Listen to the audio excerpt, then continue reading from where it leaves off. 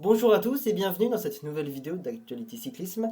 Alors ça fait beaucoup de temps qu'on n'a pas fait de petites vidéos d'actualité cyclisme, alors pourquoi pas aujourd'hui pour une toute nouvelle vidéo d'actualité cyclisme. Mais aujourd'hui on va s'intéresser au transfert de Remco Evenepoel chez Red Bull Bora Hansgrohe qui est officiel selon le média italien Gazzetta dello Sport. Découvert à l'âge de 19 ans en remportant la Classica San Sebastian, le jeune belge a tout de suite été comparé à des champions belges, et notamment un en particulier, je parle évidemment de Eddy Merckx. Année après année, il confirmera son immense potentiel, vainqueur en 2020 du Tour de Burgos, mais aussi du Tour de Pologne devant des Fuglsang, des Simon-Yates et devant un certain Jonas Vingegaard.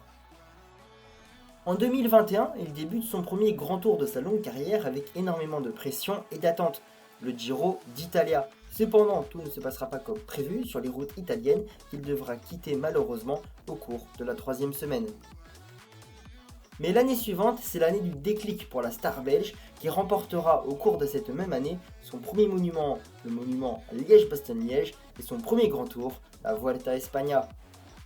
Et puis également, on peut remarquer ça durant cette belle année pour lui, il deviendra champion du monde à l'âge de 22 ans seulement, oui, 22 ans seulement, et déjà champion du monde sur route, une très belle confirmation pour Remco Evenepoel qui prouvera ce jour-là au grand public son immense talent.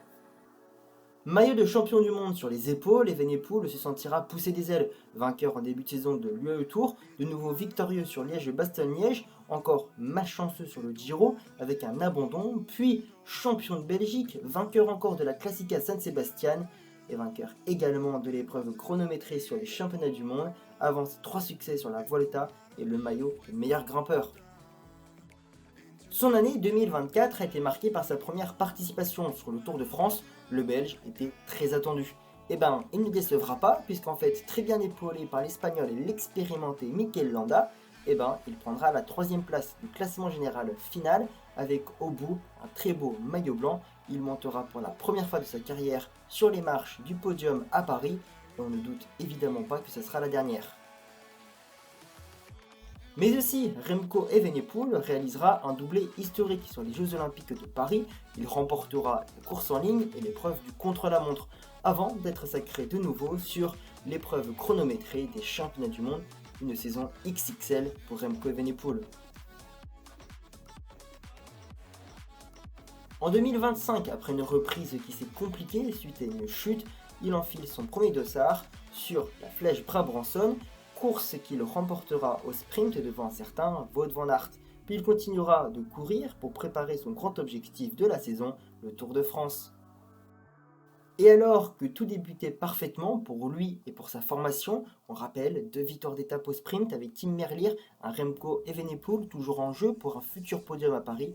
Finalement, dans les Pyrénées, Evenepoel va subir une terrible panne de jambes. Il ne parviendra jamais à retrouver son haut niveau en haute montagne, et lors de la 14e étape, le Belge devra mettre pied à terre, une image glaçante et très émouvante. Quelques jours après ce terrible abandon, une bombe va éclater. Selon le média italien, excusez-moi pour l'accent, Gazzetta dello Sport, le Belge aurait fait le choix de rejoindre l'écurie de Roglic. On parle évidemment de la formation Red Bull Bora Hansgrohe avec un contrat de minimum 3 ans, c'est-à-dire jusqu'au moins en 2028. Alors oui, après 8 ans dans cette formation belge, on peut le dire, Remco Evenepoel a connu des hauts, des bas, on peut le dire un petit peu, c'était un petit peu les montagnes russes, Remco Evenepoel avec cette formation Soudal Quick-Step. Mais Remco Evenepoel aurait peut-être fait le choix donc de faire ses adieux, à la recherche peut-être d'une équipe plus forte en haute montagne avec des garçons comme Vlasov, Jay Hindley, vainqueur du Giro, ou encore on peut penser aux grimpeurs colombiens, on parle de Daniel Felipe Martinez, qui pourront l'aider en haute montagne, parce que peut-être Remco Evenepoel a dans sa tête des envies futures de clairement remporter le Tour de France et montrer que c'est lui le patron sur les routes de la Grande Boucle. Alors, on ne sait pas forcément si c'est pour ce choix-là, mais si c'est pour ce choix, c'est vraiment un projet totalement ambitieux. Parce que Remco Evenepoel, en haute montagne, face à des garçons, et surtout face aux 2 extraterrestres, Jonas Vingegaard et Tadej Pogacar, il y a encore un écart assez important en haute montagne, et aussi en termes de régularité. Et si Remco Evenepoel décide de s'aligner sur le Tour de France, c'est clairement pour l'emporter. Alors il faudra une équipe autour de lui et des garçons qui seront capables de l'épauler. Et là, il y a une certaine question. Parce que oui, dans cette équipe, il y a un jeune Allemand qui clairement, sur les routes de la Grande Boucle de cette année, s'est révélé. Je parle évidemment de Florian Lipowitz. Très en forme sur ce Tour de France, maillot blanc à Paris, on peut le dire. Est-ce que Remco Evenepoel parviendra à partager ce leadership? Est-ce que Florian Lipowitz devra se mettre au service de Remco Evenepoel alors que lui-même vient de faire podium? Bref, c'est une certaine question auquel on n'a pas encore toutes les réponses. Et puis évidemment, dans cette formation, il ne faut pas oublier l'expérimenté slovène Primoz Roglic, vainqueur à multiples reprises du Tour d'Espagne, vainqueur également du Giro, et qui a pu enfin terminer un Tour de France cette année. Alors oui, pas sur la troisième marche, pas dans le top 5, mais il était là à la lutte avec les meilleurs en haute montagne, et ça fait du bien. Alors est-ce que, on se rappelle, Primoz Roglic dans sa dernière année de contrat avec Red Bull Bora Hansgrohe, décidera le champion slovène de renouveler son contrat. À 25 ans, Remco Evenepoel, il rêve d'un jour de pourquoi pas remporter la grande boucle. Et pour cela, il lui faudrait une équipe taillée pour tous les terrains, ce que lui offre Red Bull Bora Hansgrohe. Cette rumeur n'a pas été encore totalement confirmée, mais pourrait l'être dans les jours qui viennent. On pourrait également parler de l'aspect financier, car oui, on sait que pour Remco Evenepoel, ça ne sera sûrement pas le critère le plus important, mais Remco Evenepoel, quand il va rejoindre cette formation, l'écurie allemande Red Bull Bora Hansgrohe, il sera bien mieux payé que dans cette formation Soudal Quick-Step.